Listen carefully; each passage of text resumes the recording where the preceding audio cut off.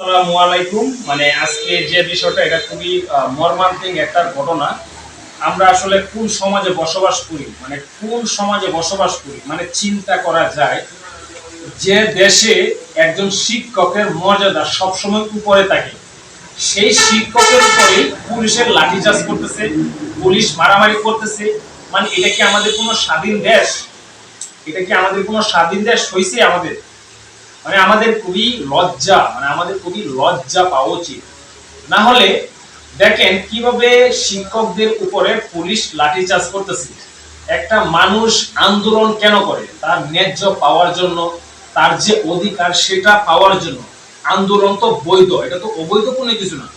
কিন্তু আন্দোলনে নামলেই দেখেন পুলিশের কিভাবে লাঠিচার্জ করতেছে। যখন শেখ হাসিনা আমল ছিল তখনও কিন্তু এরকম ঘটনা ঘটতো, বিএনপি ক্ষমতায় আসলেও এরকম ঘটনা ঘটে।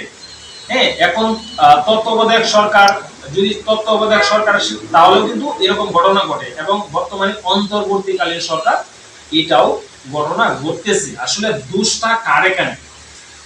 আমি একজন বাংলাদেশের নাগরিক হয়ে যদি আমি মিছিল না করতে পারি, আমি যদি আন্দোলন করতে না পারি আমার নিজের স্বার্থে, তাহলে আমি কোথায় যাব?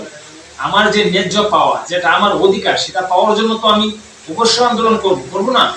কিন্তু পুলিশে এভাবে লাঠিচার্জ করতেছে, এটা আসলে কার হুকুমে পুলিশ এসব করতেছে? মানে মানে একটু চিন্তা করা যায়। যে কোন সরকারি আসুক না কেন, কোন সরকারই ভালো না।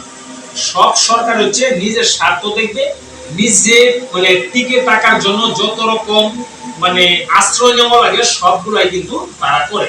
অথচ সাধারণ জনগণ যারা আছে তাদের উপর লাঠিচার্জ করা হয়, সাধারণ মানুষ মরে, একজন অসহায় ভাই বোন মরে, গুলিতে মরে, লাঠিচার্জে মরে।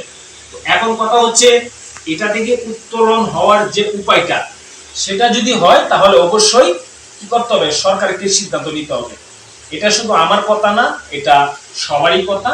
সো আপনারা যারা এই ভিডিওটা দেখেছেন অবশ্যই একটু শেয়ার করে দিবেন সবাই, এবং আমাদের পেজটা ফলো দিয়ে দিবেন। এবং যদি আপনি ইউটিউব চ্যানেল থেকে দেখে থাকেন তাহলে অবশ্যই আমাদের চ্যানেলটা সাবস্ক্রাইব করবেন। ধন্যবাদ সবাইকে। আসসালামু আলাইকুম।